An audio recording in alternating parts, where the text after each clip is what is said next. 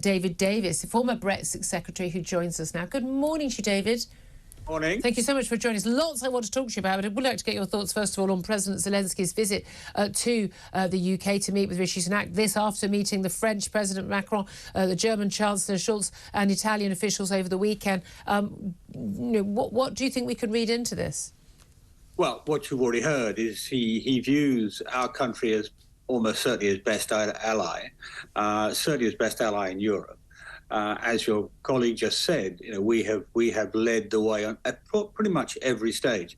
And President Zelensky is probably a little nervous about the continuing resolution of the West. I mean, there have been reverberations in some countries the other way, and he wants to basically reinforce his position, reinforce the strength and the solidity of his position. That's perfectly sensible. We are going to be on his side for as long as it takes to win this war, and he's just making sure by coming here to talk with us.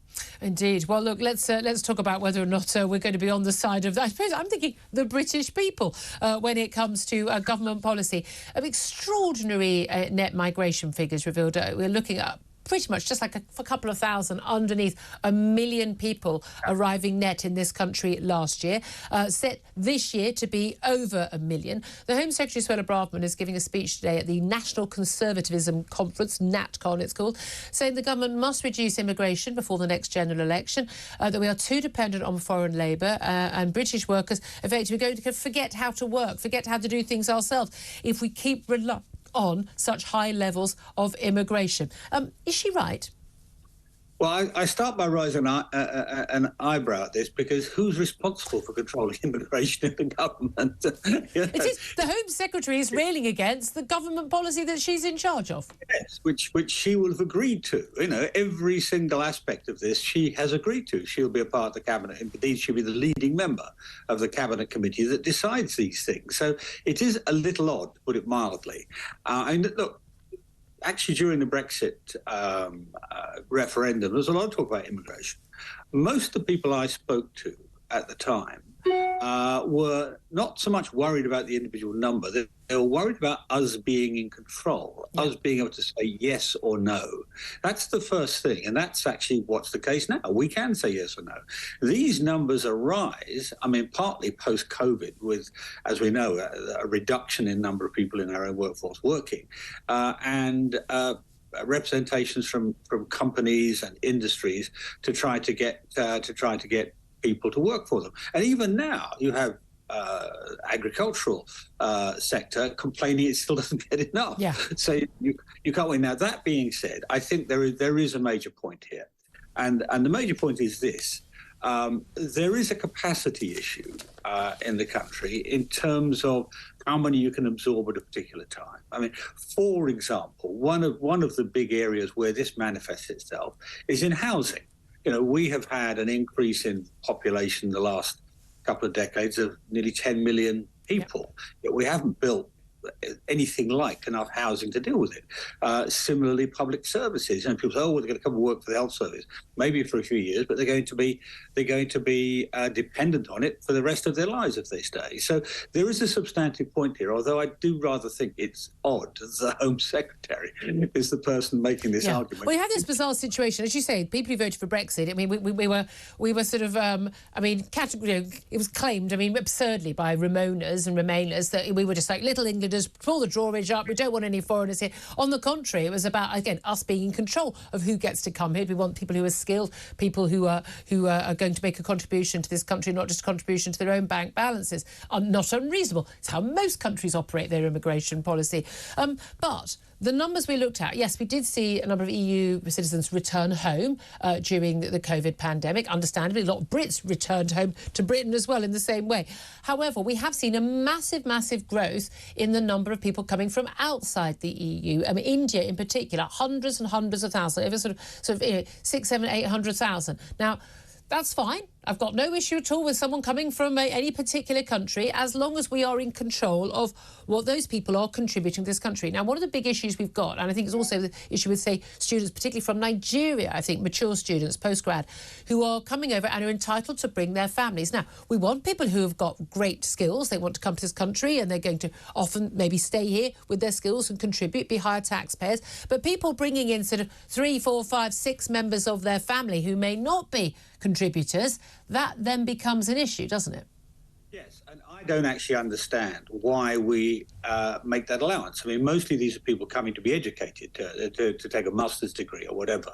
And that is a benefit in its own right. We don't have to encourage people in some way. I suspect what's happened historically, I don't know, but I suspect what's happened historically is one of the interest groups, like the universities, for example, have lobbied the country in the past. Yeah. But again, this comes back to the Home Office. Yeah. The Home Office is the primary keeper of these rules.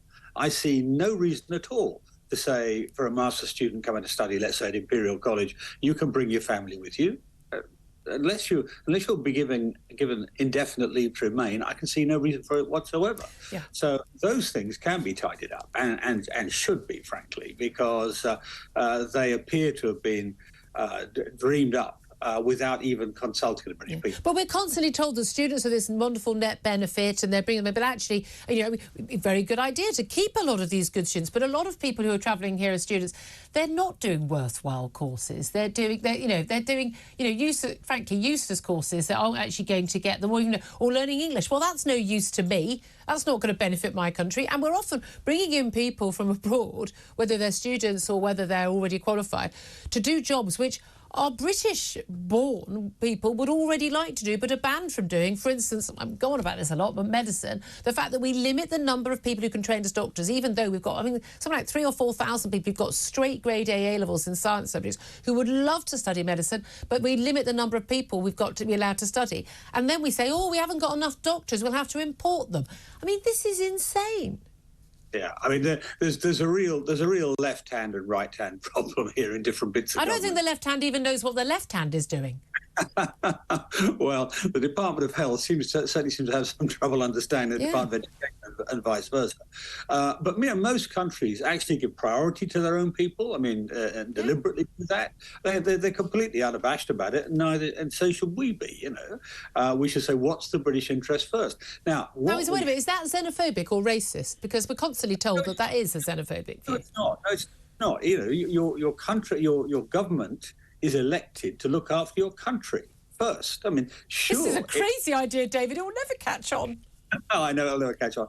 Sure, you obey human rights principles. Sure, you want to be generous when you can be, but you shouldn't be generous with other people if it is at the direct cost of your own country. But this is the key thing, isn't it? It's that if you run a big business, it's perfectly in your interest to get loads more people in the country who can keep wages down, flatten wages, a never-ending supply of relatively unskilled labour willing to work for low wages. Brilliant. And then meanwhile, there are other taxpayers. They're competing for jobs, for doctor's appointments, for school places, for housing, crucially, and for the job. Their wages are kept down.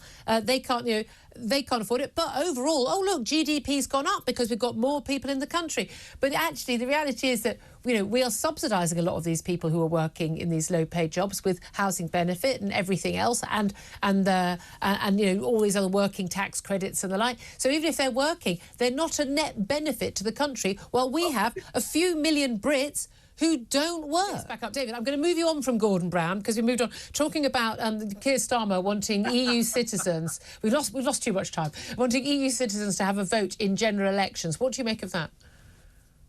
Well, this is just him trying to gerrymander the electoral system. We do have occasionally foreign citizens allowed to vote here. They're normally from countries that have a very long-standing relationship, like the Irish. It's a reciprocal arrangement with the Irish. Reciprocal, crucially, because this wouldn't be reciprocal, would it? No, it wouldn't be. That's the point. Last year, the right of British citizens to vote in any European elections was taken away by the European Court. So this will be the reverse of that. And my view is very simple. With very, very rare exceptions, the person who votes should be a citizen of the country. Why? Because that's where their loyalties lie. If I'm a German, my loyalty is going to lie to Germany. If I'm a Frenchman, my loyalty is going to lie to France, unless I say I want to actually become a British citizen. And you can do that. You take an exam, you get sponsored, and within a few years you can become a British citizen. If you do that, you get the vote. Otherwise, it's just a way of jury rigging, of gerrymandering the system, because he thinks more of them will vote for him. It's the same as the votes at 16. Yeah, I was just going to ask you about that. 16 to 17-year-olds can already vote in Scotland. Yeah. Well, again, that's because the SNP thought it was to their electoral advantage. Yeah. When my son was at school, they had a debate. When he was 18, they had a debate amongst the sixth form of the school. Should the voting age be dropped to 16? They didn't think so. I had the joy, having written an article for the Telegraph some years back about why 16 and 17-year-olds shouldn't vote, and it ended up being used as a Scottish higher English exam paper. They used it, and I only discovered this when the first 3,000 abusive messages from Scottish teenagers arrived in my Twitter inbox. It was great fun, David, I have to say. David Davis, former Brexit Secretary, thank you very much.